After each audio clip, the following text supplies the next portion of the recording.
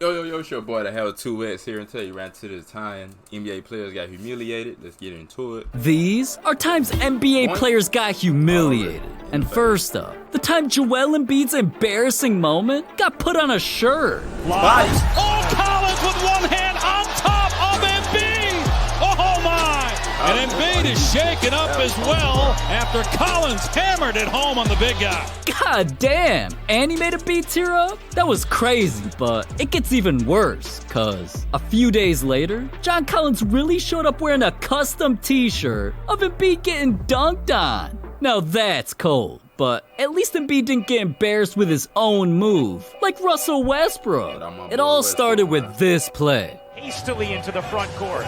Flips it up and in. Plus the foul. And Westbrook should have thought twice about taunting in the first quarter, because from that point on, the Suns completely took over the game. Once they were up 19, Devin Booker hit one last shot and ended things with Westbrook's own taunt. And now Booker says, I'll rock the baby. But imagine getting humiliated so badly, you get turned into a Migos lyric.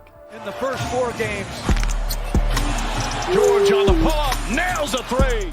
Damn, playoff piece built different. He had Chris Paul on skates. And not only did Chris get turned into memes, fans really said Paul George hit CP3 with the straightener. But hey, it's no secret that whenever Chris Paul's in the playoffs, he gets humiliated. How about the time a player learned a new language just to trash talk a team? Or the time another player ended 3 careers in a single month? But first, let's talk about LeBron's dunk that had Josh Hart getting clowned by his celebrity crush.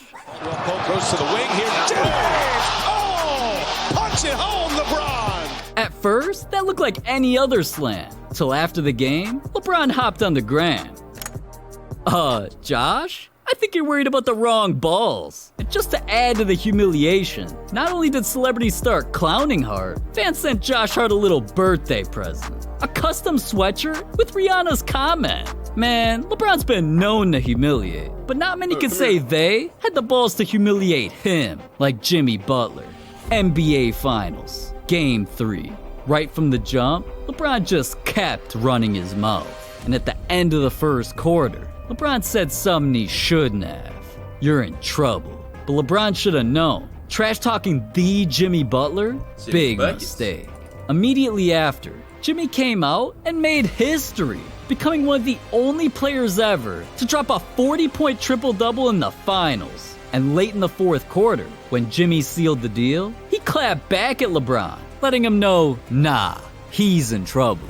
Now in the end, LeBron got the last laugh, winning the championship. But you want to know who ain't laughing? Evan Fournier. Because Kevin Durant learned a completely new language just to humiliate him. Right after Evan Fournier got traded to New York, he asked Twitter where he could find a new barber. But one fan replied to his tweet saying, a fella named Kevin, he's in Brooklyn. He cut you up in Tokyo, maybe he can do it again. At first, that tweet seemed innocent, till you realized what it actually meant. Because when Fournier read it, he instantly had flashbacks to losing a gold medal to Team USA, where all night long, Kevin Durant torched Fournier's French squad. And obviously Fournier was still butthurt, because he used the fan's tweet as an excuse to throw shade at Kevin, letting him know he needs a barber too. And he's not subscribed to Hoopflix? What a bum. Subscribe. But that was a huge mistake, because Fournier set himself up to get humiliated. Instead of Kevin hopping on a burner and defending himself like usual, he hopped on Duolingo and learned French, just so the next time he saw Fournier, he could let him know what's good in his own language. And during their next matchup, Kevin saw the perfect opportunity. Raises up over him and knocks it home. It's nothing but net. Did he just pinch his fingers as if to say, he's like, This too little? You're tiny. This close. You came this close, Evan. Kevin really let Fournier pull up and play D just so he could get humiliated. But what did Kevin say? Well, he let Fournier know he was trop petit, aka too small, and KD wasn't finished. After that humiliating moment, KD dropped 53 points on Fournier's forehead. Damn, but at least Fournier only got humiliated once. One player humiliated Giannis 3 times. See, Giannis has been known to humiliate whoever, but there's one player even he can't stop. Trying to play at the defensive end, got blown by McBrown. Oh, yes! Flex on him, Jaylen Brown. Oh, with the left hand and the flex after? Wait a minute. That looks familiar. Oh yeah, Jaylen Brown really did Giannis's trademark pose back at him. But humiliating Giannis once? That just wasn't enough. A few weeks later during the NBA playoffs, Jaylen made things even worse. Nice cut by Brown and slams it in over Giannis. A strong first half.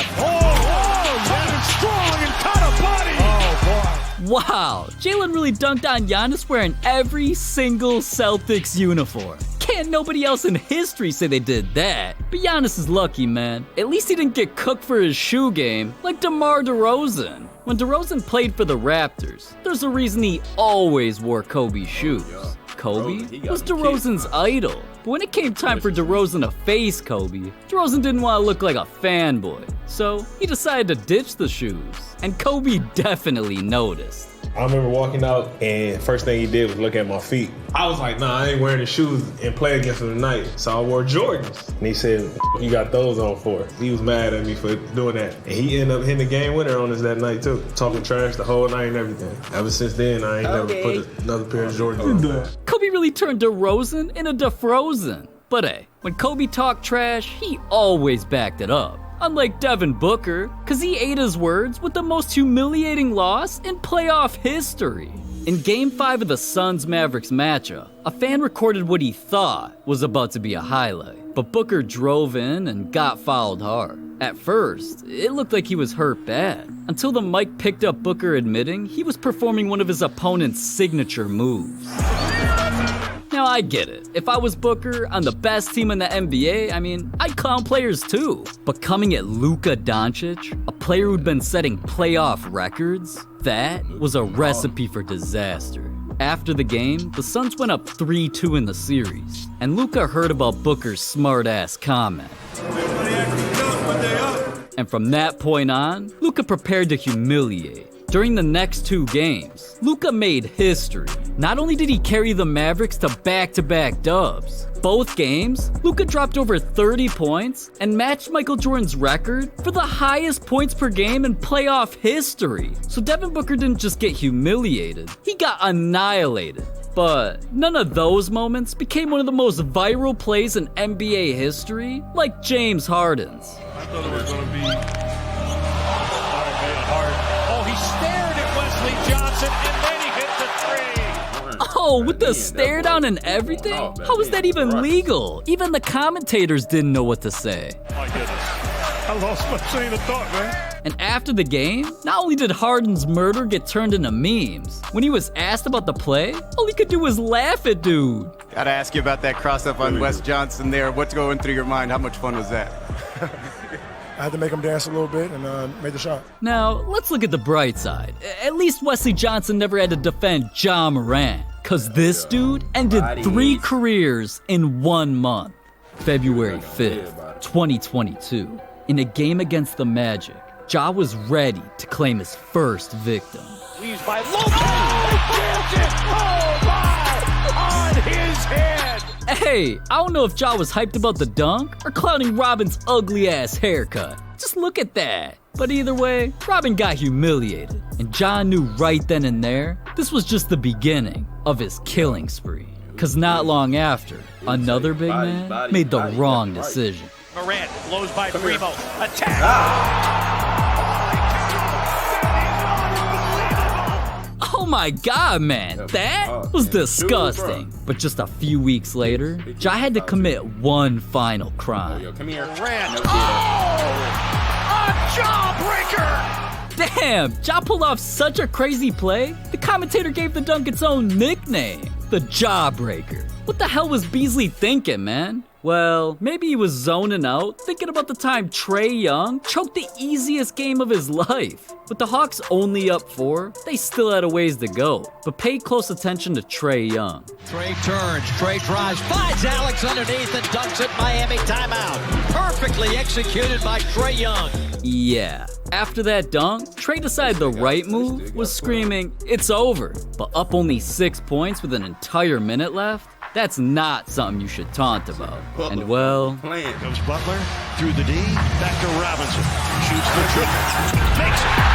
Down by 3. 33 seconds left. Butler for the tie. Yeah, in less than a minute, all cause of Trey, the Hawks became the Gawks with the way they choked. Now a tie game, everything came down to overtime. So Trey only had 5 minutes to save himself from public humiliation.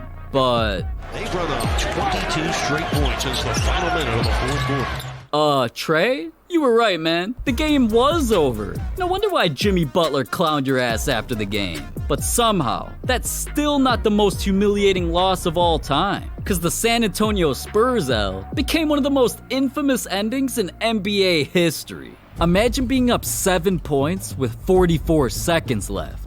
Game over, right? Well, that's what the Spurs thought, that's what the fans thought, but it ain't what Tracy McGrady thought. And with less than 35 seconds to go, he hit his first three. At that point, the Spurs weren't panicking. They hit their free throws and were up 7. But with just 30 seconds left, Tracy brought the ball up court, hoping for a miracle. McGrady, foul is picked up. It's a potential 4-point run. And one. At that point, the Spurs started getting worried, but the Rockets had no timeouts left, so one mistake and the game was over.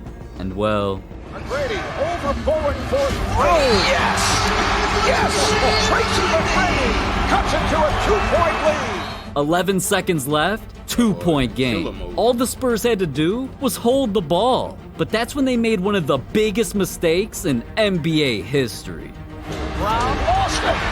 Here comes McGrady. No timeouts remaining.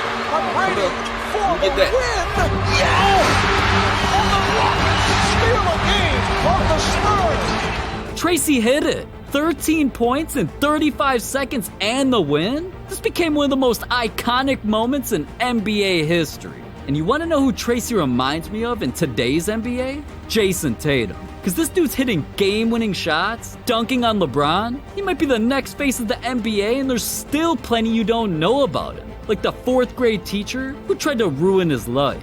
Or the NBA player who forced him to break the law. And I know you want to hear more about that. So just click this video right here. I ain't all finna say, what was that? But anyway, guy and girl, like, comment, subscribe. See y'all in the next one.